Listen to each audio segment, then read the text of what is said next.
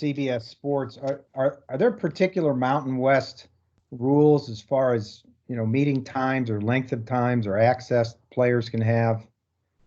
Yeah. Go ahead. Yeah, I think we're all following, what amounts to the 2-hour rule, right? Normally, if we were in session right now, we'd have 8 hours, 6 in strength and conditioning and 2 available to us of those 8 for football.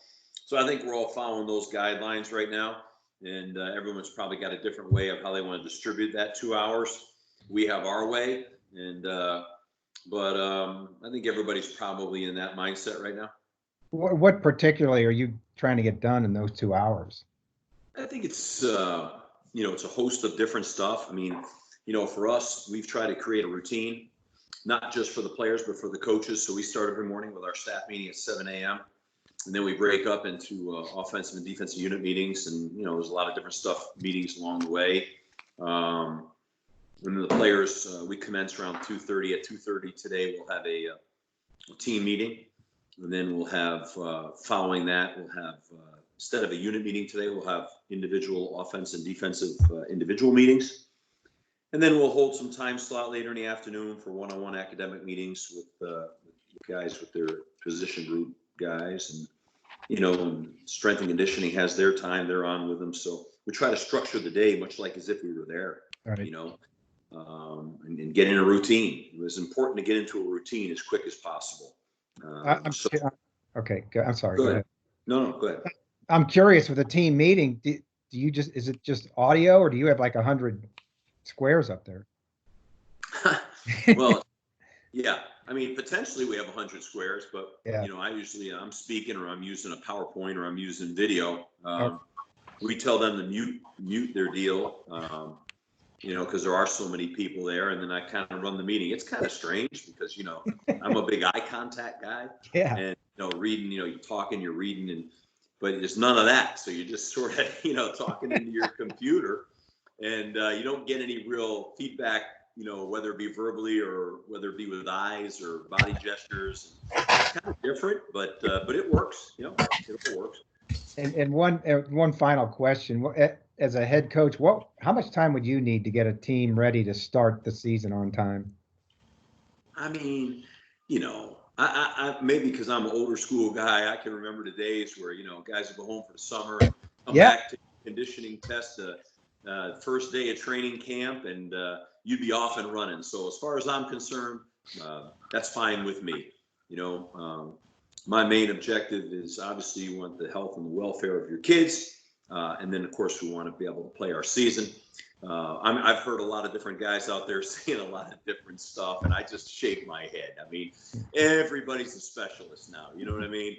Well, we need this many weeks, and we need this, and we need that. What we need to do is get our team ready, but we need to play if at all possible. So I think in the month of August, it's all, if everybody's on the same footing, I think we're off and running, and we roll. I think you have a lot of people here that agree with that, but thanks for doing this. No problem, Dennis. Yeah. Hey, one thing I am doing, Dennis, I'll tell you is with these meetings, they're so easy. Like when we commence our individual meetings, like let's say for us at 2:30 or whatever time it is, I can just pop into those meetings and I can be a participant and watch what's being taught and said, or I can engage with each kid within that position. And that's where it's easy. I've tried to go through and have one-on-one, face-to-face contact with every single player on our team. So this technology is pretty amazing, really. You just spiked another question for me. With all this going on, there's going to be a new way of doing things, whether we start on time or not, or the season's played or not. I talked to Neil Brown at West Virginia, and I said, Neil, kind of offhand, this is going to be an excuse, not to play spring practice for some people. Do you think this is going to change that much with all this? I don't know. There's going to be a lot of new normals, right?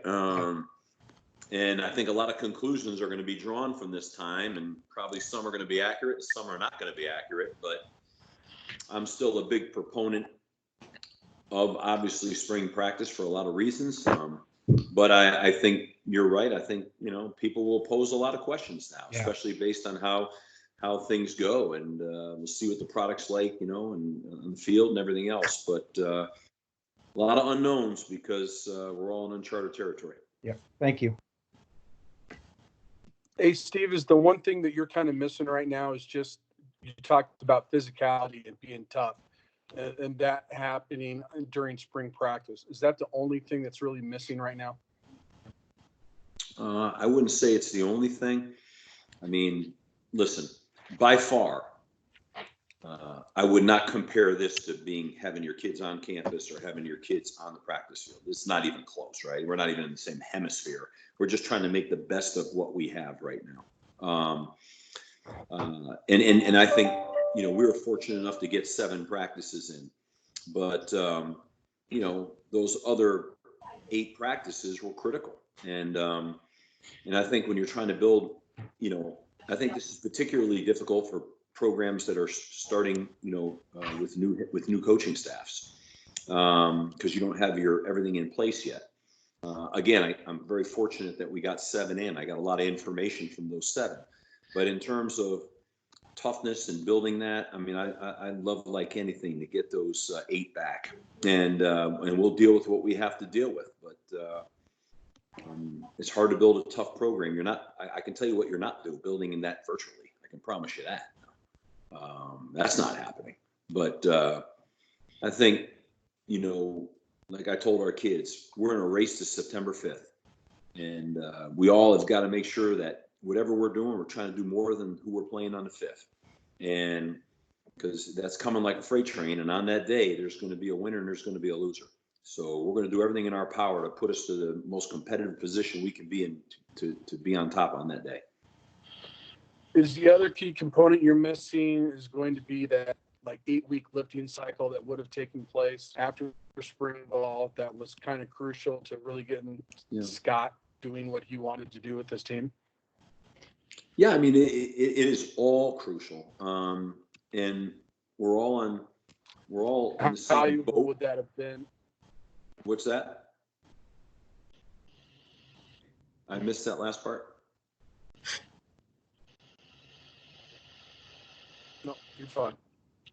Oh, yeah, I mean, it is what it is. No, you're fine. We're in a situation where you got to make the best of what you have, and you just, to me, I'm a positive guy. We just got to roll, and the cards are dealt, and now who can be the best with this hand is what the $60 million question is. It doesn't really matter what could have been. No one's going to care, and it's not going to matter. It's all about let's maximize every single day, every single way. We meet every morning at 7, and we're constantly talking about this.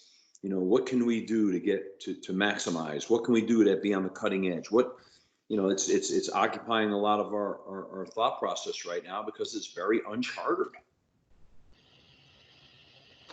Are you going to learn a lot about your kids because you're going to depend on them to do everything that they can while they're away from you? Well, I mean, you're going to look by the time you figure that out. I mean, who knows where we'll be, right? That might be on August 5th when we report, and whatever that's going to be is going to be as well. Sometimes I just think like, I like to give some of our guys time off in the summer anyways, like when the semester is over. Sometimes I think we're overtrained, but I just believe that I'm hoping our guys are doing everything they can at home. I worry about the guys that need to gain weight. I worry about the guys that need to lose weight. I mean, all of that stuff. We're all sort of control freaks, and you're to a degree, you're losing some of that control, right? And you're right. Yes, you'll learn something about your team, but when you learn it, it could be at a late date. I'm not sure you're going to learn it too soon. I don't think you're going to learn that in 3 or 4 weeks from now.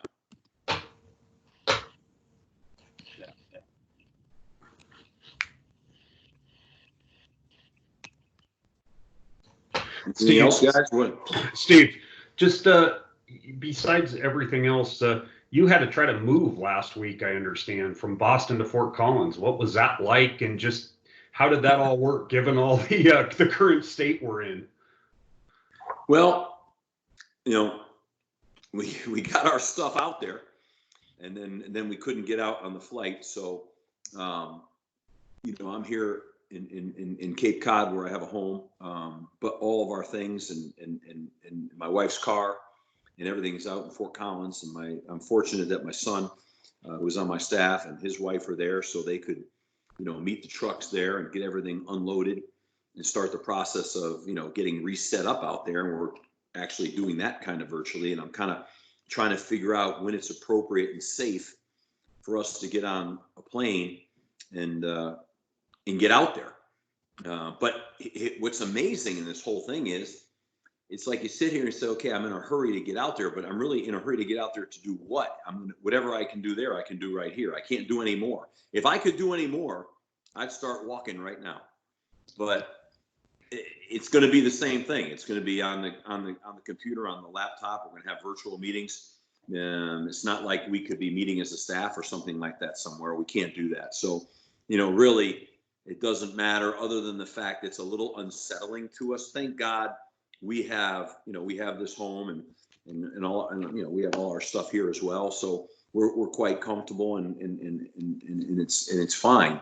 But the thought of having to get on a plane at that stage when there was no necessity to, I don't think anybody should be doing that. And I don't want to be the one saying, we're all social distancing. We're all trying to do our part so that we can, now we got the 30 days and in order to help our country get back to work. And so I know there's extenuating circumstances, but right now, not extenuating enough for me to get on that plane. And I don't think that would be the right thing to do right now. If something changes, then the minute I have to, then I have to, and I will. I unfortunately didn't get into this call right at the beginning, so maybe you address this. If so, just tell me and I'll go back and listen to the recording later. But how are you evaluating recruits because you're clearly making offers? I see the offers out there on Twitter and such. And how are you going through that evaluation? And in what way is it different than when you could actually go out and meet these kids and their families and talk to them in person, talk to their high school coaches, et cetera? Well, thank God we got out on the road as aggressively as we did in January. And so we were able to see a fair amount of kids, at least on the hoof, and then had a fair amount of them come to campus. But I've always been a big believer that you got to have as many kids as you can on your campus, and then you've got to have them to your camps, your 1-day camp, your 2-day, your 3-day camp, and you've got to do a great job of evaluating those diamonds and building relationships along the way. I always felt like you want to have them on your campus a minimum of 3 to 4 times before the season begins. So that's now very likely not going to happen. And if it does, it'll be later, maybe in July. But that part's a disadvantage. So what we're doing every day, we meet every morning in our staff meeting at 7 a.m. We go through what got accomplished recruiting for the day, and we have spreadsheets on everything. So the offense and the defensive staffs virtually meet, and our structure is we have the area recruiting coach and of course the position coach, right? Somebody has to feel compelled based off the video or based off of whatever it is to offer a young man. And then if there's compelling that happens, then it goes into what I call a chamber. And then the offense and defensive staffs have to have a consensus to offer them. And then it comes from there to me. And then I make the final decision on every player. And so we're really working it mostly off of video. Again, we've seen some of these guys on the hoof. And we're making our offers. And then what I do as a head coach, because I think ultimately the head coach has got to drive recruiting. I know some of these places have large staffs, and sometimes it's almost too many. But what I try to do is, okay, I know in the course of the offensive and defensive staff meetings, how many notes were written, how many notes were sent, how many players were evaluated by each coach, each position, how many were evaluated, and then I know how many phone calls were generated, and how many kids did you talk to on the phone. And then before I got on with you, I was just on for an hour speaking to different recruits. So we review that every day and say, hey, coach one, he he evaluated 8 players and got 6 guys on the phone. Coach 7, made 3. And so I go through everybody, so everybody sees where everybody is, and we're all pretty competitive people. And I think it's my way of just trying to quality control. I'm not real into this whole thing about, hey, I'm at home and I'm working from home. Okay, that's great. What are you doing from home? What's your productivity, right? What matters is what the productivity is. So I just think in recruiting, it's all about productivity.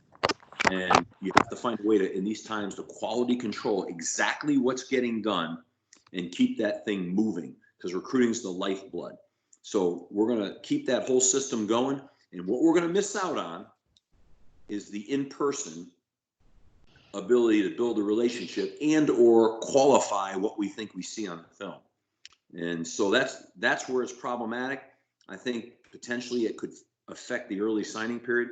We were all hustling and doing a lot of early signing a year ago, 2 years ago. I wonder how that's going to be this year. We might need more of our bye weeks and more of the month of December on the road before we sign. I don't know that. That's uncharted territory, but these are all the unintended consequences of what we're going through right now. Yeah. To piggyback on that, Steve, a little bit, what is it likely that those 1 and 3 day camps are going to happen? And what is the fallout? Like you said, is it having to move a lot of that early recruiting stuff down somewhat because of the summer calendar being so in jeopardy? Yeah, I'm not sure what's going to happen with the camps, right? Yeah. I mean, will the campuses be open for business in June or in July? That remains to be seen. And then, of course, inviting kids to games, and then that starts to have an effect. In the big recruiting picture is, how many kids can drive to your campus? If you have a lot of kids, some places are located where a lot of different states are within 5 hours and they can drive. That's going to help you if you lose the summer, then you can gain them back during the season coming unofficially to games. So all of these things are going to impact. I'm hoping we able to get some guys on campus this summer. I'm hoping. And then obviously hoping that during the fall, we'll be able to do some of that. And then obviously we're going to have to use the month of December. And so my guess would be the early signing period maybe won't be as robust as it was a year ago. That'd be my guess, but I don't know that. Steve, you mentioned how important getting those first 7 days in of practice were. Just what were you able to learn about the team from those 7 days, and how did the team kind of progress throughout that? Great progression. I learned that this team loves football, that they want to compete, and they want to learn. They want to be great. I learned that. Now, I also know that until you're in the pads, it's hard to determine a lot of things. And so, fortunately, we're able to get 5 padded days in. 5 or 4 padded, and those are really good learning deals, because that's when you can really see. Some guys look really good when there's no collisions, and then other guys sometimes, whether it's too much going on at one time or whatever, aren't quite in the same place. So I thought we learned a lot about who we have, where our deficiencies are, and what we need to work on. I think clearly we got that handled. But boy, I wish we had those remaining, 7 or 8 to continue to develop and grow with that. But that's life, And depending on when we get back, there's a lot of ideas being floated out there. Maybe there'll be some potential to, even though it won't be padded, it'd probably be OTA-ish. If we got back in June, we got back in July, there's some talk that there'll be some ability. If you had 6 remaining, 5 remaining, 8 remaining, 10 remaining, you could find a way to get those in at that point in time. I don't think it would ever be with full pads, and I don't think that would be smart at that stage of the summer. But you continue growing to a factor. You can have growth no matter what you do, but there's nothing like full speed football to really, develop. So. Hey, Steve, Both Derek camps Christensen from CBS4 Television. There's been increasing talk, I guess, people asking coaches around the country about the thought of maybe there not being either a pro or college football season this fall. I'm just curious, Have you given that any thought? Can you even fathom that possibility? Well, of course, you know that thought goes through your head, and I'm talking to a lot of my buddies, a lot of other head coaches, assistant coaches in college and the NFL. I mean, I really, in my mind, I remain positive and very optimistic, but I have no crystal ball, and I have no idea. But I certainly remain very, very positive, very optimistic. In my heart of hearts, I know that our leadership in our country will do everything to make our players and our people, our families as safe as they can possibly be. And within there, the hope would be that, we've got to get our lives going back. And, hopefully that all the efforts that we're all doing right now, 30 days, social distancing, washing your hands, don't touch your face, and all those things that we're all doing, and so that we can flatten this thing out so that at some point, whenever they deem it safe, we can start to resume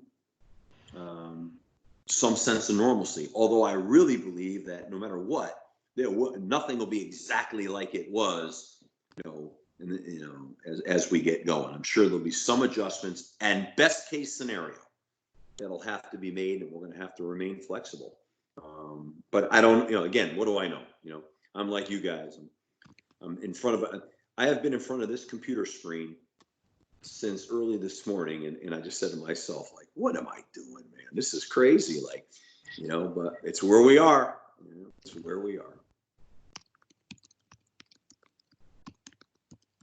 Steve, did you see I don't know if you saw this, there was a report, I think, that some of your peer ADs or presidents had discussed, again, to piggyback the last question, not having football until next spring or over the winter, and just blowing off the rest of the calendar year for safety's sake. Where would you be with that?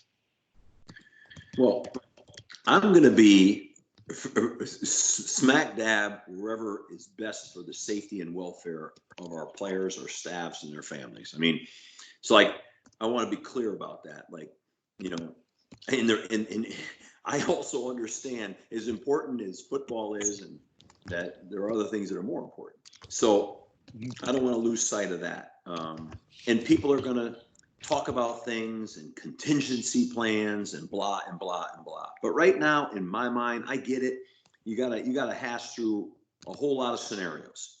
But to me, in my mind, I got my mind squarely set on teeing it off on September 5th. And what do we have to do within the circumstances that we've been dealt? How do we put our team in the safest, healthiest, best way for September 5th? I'm really got that mindset. I can't even relate to somebody saying right now, hey, let's, the season, we'll play in the spring, we'll do this, we'll do that. I honestly, I think that is so premature and just steady in the boat, man. We got 30 days in front of us. Let's maximize those 30, and then let's figure out what we have to do at that point, whatever's in everybody's best interest. But sometimes I just hear a lot like you hear, and I'm like, oh my gosh, like, who was it came out with some ridiculous statement, like they're Nostradamus and they can look into a crystal ball and, oh, we're not going to play, or we're not going to this. Or I'm like, come on, man, that's not even productive right now to me. It really isn't.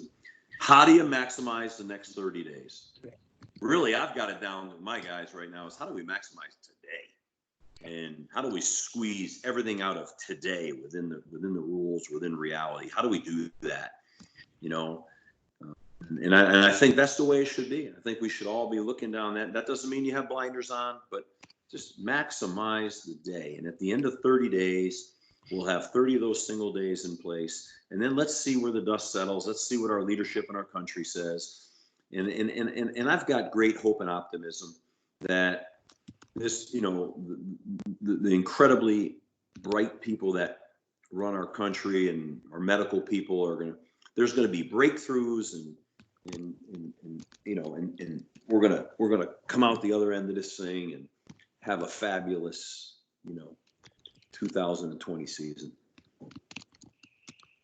Steve, how much harder is it going to be for those guys that you were counting on to come in June? Guys like Todd, guys like your recent signing class. if they're maybe not able to come in at the beginning of June and they can't really get working with their teammates until, say, mid-July or even the start of fall camp, does that make it that much harder for those guys to maybe be part of the playing rotation and a big part of what you're doing in the fall, or is the 30 days of fall camp enough? Well, yeah, I mean, I think it's harder, but I think we used to use 30 days, and now we didn't, you saw less freshmen playing back then, I would think, but yeah, but it's equal for everybody, so I think if you look at it from a big picture, obviously, you got more challenges when you're coming into a program new than with, you're in an established place that you've been for a while. It just adds another layer of challenge, but you know what it might force us all to do? Keep it a little simpler. And maybe that's not a terrible thing.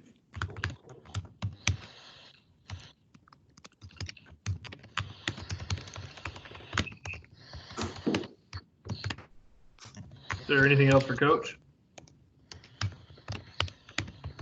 All right, guys. Well, listen, man, I appreciate you getting on with me, and hope everybody stays safe and healthy, and let's just keep our fingers crossed and hope we get back to work and hope we get ready to be around the kids that we all love and the sport and have a heck of a kickoff here. So let's keep our fingers crossed. All right. See you guys. All right. Thanks, Coach. Thanks, Steve. Thanks. Thanks, Coach. All right, guys, I'm going to call Trey and Logan and get them on here shortly. A reminder, too, if you're not asking a question, please mute your microphone. And when you do ask a question, if you wouldn't mind just saying who you are. A lot of times your camera may not be visible to the players, so they won't know who is asking the question.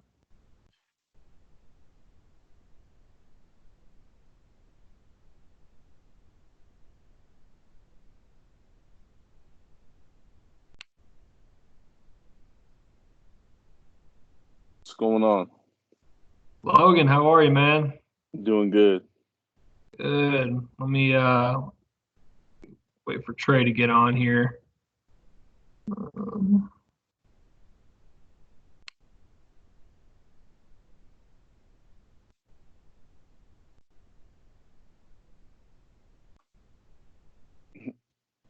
little different in the video chat. A little bit. Let's see.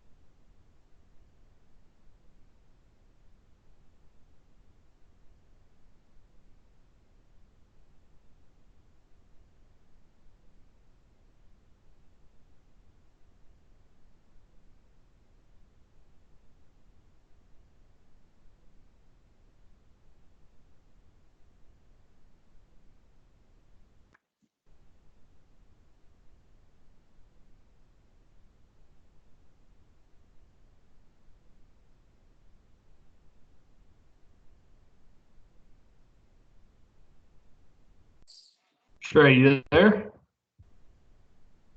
Yeah. Can you hear me? Yeah. Are you out in the car? Yeah. Well, I'm kind of funny. I'm actually helping Coach Addazio move some of his stuff. But you caught me on the middle. It's all good. What's good, man? Are you on Wi-Fi or anything? I can be if you need me to. Yeah, your video quality is a little low. I'm trying to record for some of these folks. Okay, give me 1 second. Okay. It's out here moving.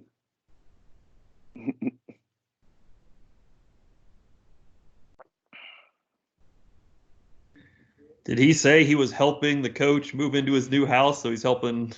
Yeah. Yeah. Hey, Eric, guys got to get a lift in somehow, you know. All hands on deck, man. When the coach needs to move. Guys can't get into gyms. You guys got to figure out other ways to get workout in, I guess. Yeah. And if Coach Ash, you don't want to be the guy who says, "Nah, I can't do it, man. I'm too busy." Yeah, exactly. Yeah, you might not see the field.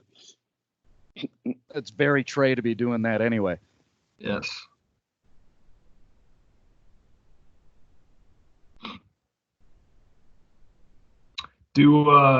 Just for Logan's time, do you guys want to go ahead and, if you got any questions for Logan, just go ahead and get those going, and when Trey gets back on, we'll loop him in. Hey Logan, it's Justin Michael. I was just wondering, what has the workout process been like for you throughout this? Are you having to get creative? Has it been really weird for you? Do you have access to weights, all that kind of stuff? Yeah, so our strength staff have done a good job of using the Teamworks app and sending us workouts. And then we actually just got installed with a new app that we can do workouts as a team. So our strength staff is doing a real good job of keeping everyone connected, making sure everyone's active during this time.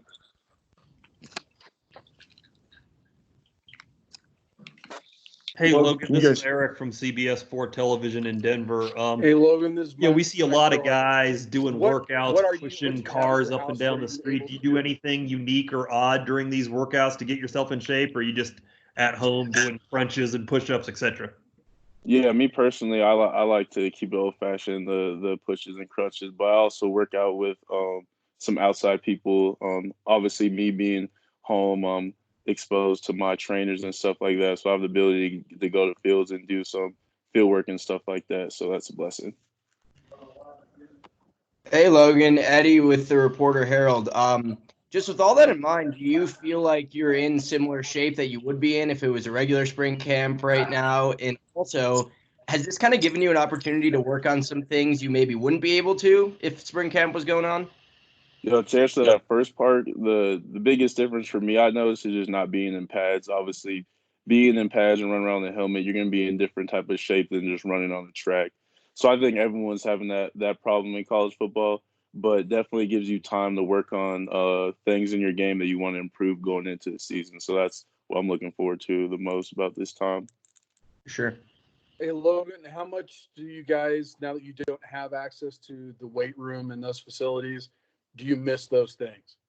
It makes you just, man, that's something that you miss the most during this stuff, is being able to go to a place where you can work out 24/7 without having to wait and all that. So definitely changes up things, having to be creative and go outside and do things on your own. It makes you appreciate the stuff that we have at Colorado State.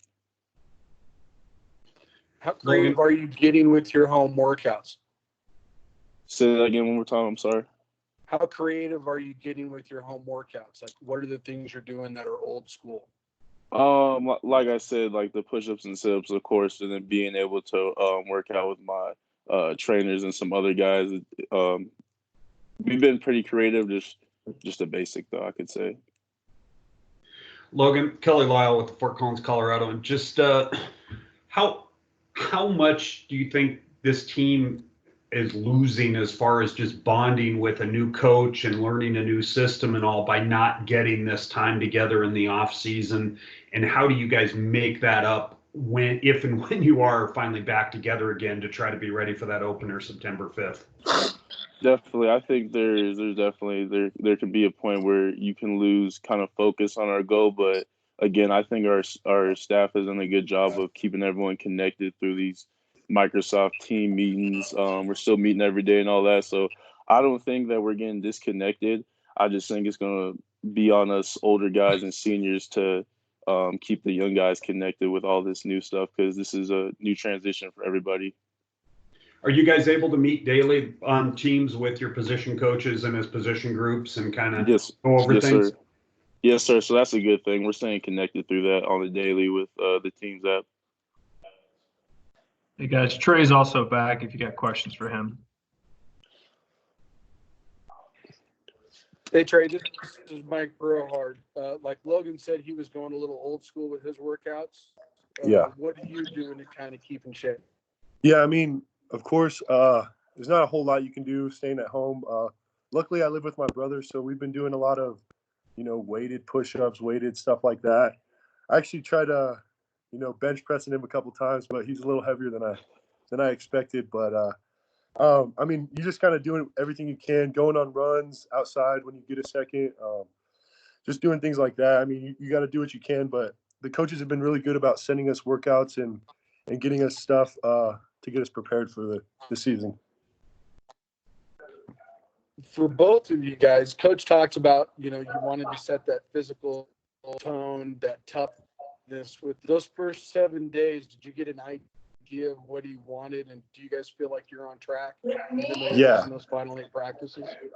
Yeah, I would say Coach Addazio did a really good job of establishing what he wanted and the mentality he wants us to have. And it's unfortunate that we didn't get all of our practices in, but it was nice that we were able to get what we got in. And he definitely made a point of how he wants us to play and how physical he wants his team to be. And I mean, that's from the first 7 practices, you can definitely tell that that's the mentality he wants us to have. So that was good, but it's just unfortunate we weren't able to get the rest of the practices in. Trey, as you do these workouts on your own, this is Kelly from the Fort Collins, Colorado, how do you feel you are as far as, is it as good as what you would be doing physically? Do you feel as good as if you were able to do your normal off-season workouts and be in the weight room and all those things? Or is it there going to be a lot of catching up to do physically when all that stuff comes back? Yeah, I think a lot of it is just accountability. I mean, no one's gonna be telling you every day what to do. So it's kind of on your own if how good you want to be. So you got to be doing stuff on your own. You got to be working out on your own, or else you're going to come back and it's going to be obvious that you didn't do anything during this time. So I think the main thing is to be accountable and make sure that you're able to get your workouts in when you need to, because you're not going to be having mandatory workouts and stuff like you would when you'd normally be there. So it's mainly accountability, and that's kind of like Logan said, that's the older guys need to be holding the younger guys accountable and making sure that everybody's doing what they need to be doing. So when you come back, you didn't take a step backward, you took a step forward. Hey, Logan and Trey, it's Eric again from CBS4 in Denver. Just curious for both of you guys. I asked your coach this, and I know nobody can predict the future. Nobody knows what the fall is going to look like, but have you allowed yourselves to think about a fall with no football season, or a football season pushed back into the winter or the spring?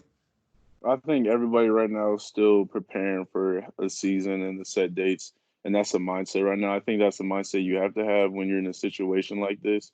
Is obviously you have to prepare for everything, but we're preparing for that September 5th game. I agree with that. I think that we just got to be ready to go come September 5th and not expect anything else. I mean, that's when we plan on playing. If it gets pushed back, that's out of our control. But for the most part, we got to be ready to go when that first game comes around. Hey, Trey, this is Mike. So when your coach asks you to move all the stuff into his house, how fast do you say yes? That's automatic. You gotta respect the coach and make sure that he gets his stuff moved in. So I made sure that I had help and I was around, so it worked out good. It was just it kind of overlapped a little bit, but everything's good. It's working out just fine. So what was the hardest thing your to move? lift today? Say that again. Does this count as your lift today then? Yeah, this will definitely be. I got a good little workout in, got a little sweat in, so it was good. It was nice, but it was good. I mean, I'm sure I'll do more later, but it was a good little workout for sure. What was the hardest thing to move, Trey? Oh, his bed frame for sure. That was heavy. He had a nice dresser that was pretty heavy, but it wasn't a ton of stuff. It was most of the stuff is moved in. It was just a couple stuff that he was leaving behind, but I mean, it wasn't too bad.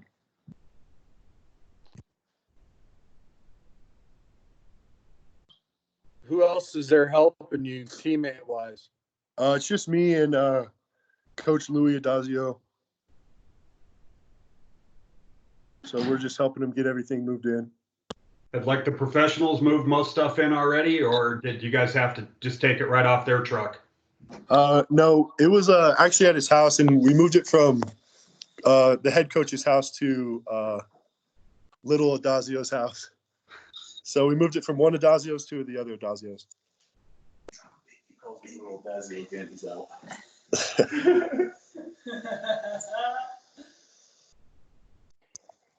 Anything else for these guys? No, I think I'm good. Thanks, guys. I appreciate it. Thanks, guys. Yes, sir. Yeah, thank you guys very Thanks, much. guys. Stay healthy. Yes, Yeah, sir. you guys too. Is that it, Kyle? Yep, that's it, Trey. Appreciate you, man. Yep, thank you. Thanks. And guys, I'll try to get this screen recording posted and up and shared with everybody as soon as I can. All right, thanks, Kyle. Appreciate you doing it. Thanks, Kyle. Thanks. Thanks, Kyle. You're the man. Thanks, Kyle. Yeah. Hold on.